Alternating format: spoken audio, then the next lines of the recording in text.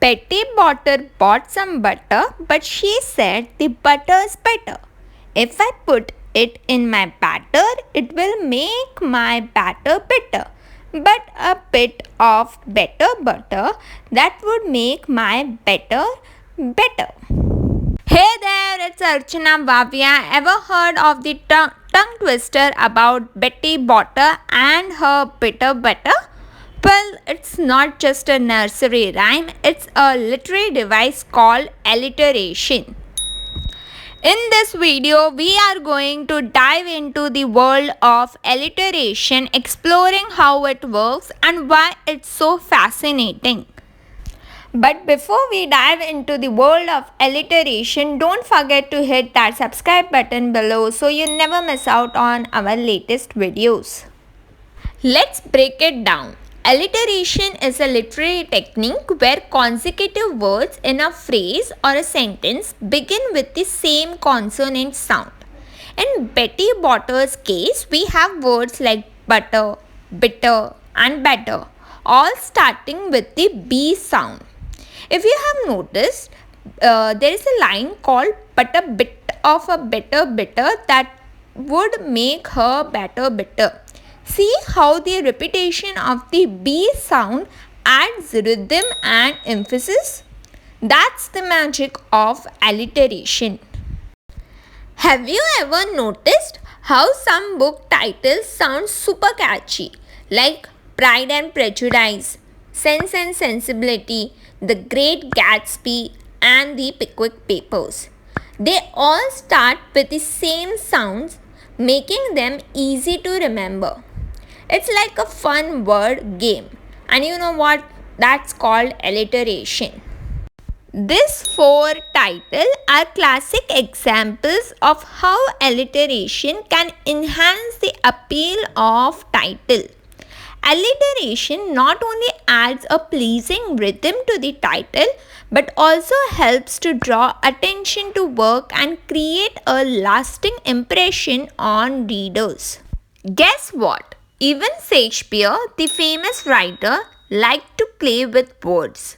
In his play Macbeth, there is a line that goes, "Fair is foul and foul is fair." It's like a tricky tongue twister. And remember the witches in Act 4? They chant, "Double, double, toil and trouble." It's like a magic spell. Shakespeare used these repeating sounds to make his story more exciting and mysterious. So when you read this play, listen for these cool repeating sounds. They make his words really special. Have you ever noticed how some big companies have names that really sound nice? Like American Airlines, Bath and Body Works, Best Buy, Chunky Cheese, Coca-Cola, Kit Kat, and PayPal. They all have something in common. They use words that start with the same sound. It's like a secret trick to make their names easy to remember. So next time you see one of these brands, remember they are using alliteration to make a big impression. Have you ever noticed how superheroes and villains have names that sound kind of very similar? Like Clark Kent, Wonder Woman, the Fantastic Four, and Peter Parker? That's because their names have the same starting sounds which make them easy to remember. They all have names with repeating sounds. Okay, so the next time you are reading a comic book or watching a superhero movie, pay attention to those catchy names. They are part of what makes this character so iconic. Did you know that J.K. Rowling, the brilliant mind behind the Harry Potter series, used alliteration to create some of her most memorable characters? Take a look at it. Severus Snape, Colin Creevey, Luna Lovegood, Dudley Dursley, Minerva McGonagall, and Godric Gryffindor. Their names aren't just random. They are carefully crafted with the repeating sounds that make them stand out. It's like a magical touch that adds depth and personality to each character.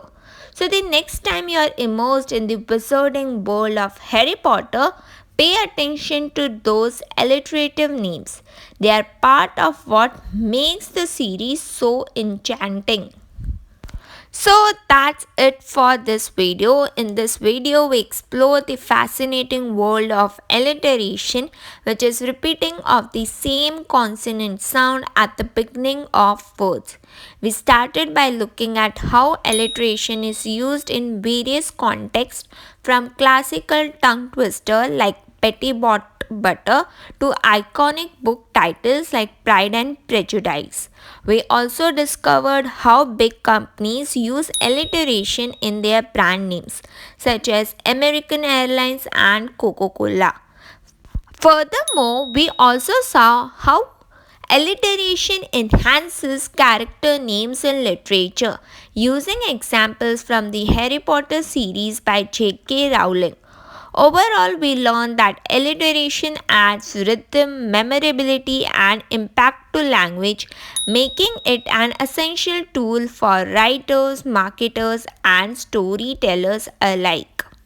So, next time you hear repeating sounds at the start of words, remember that's alliteration adding fun to language. Thanks for watching. If you enjoyed this video and want to see more content like this, don't forget to subscribe to my channel by clicking the subscribe button below. By subscribing, you will never miss out on our latest video and you will be joining a community of passionate literature enthusiasts. So go ahead, hit that subscribe button now and let's embark on the journey together. Thanks again for your support and I will see you in the next video. Bye for now.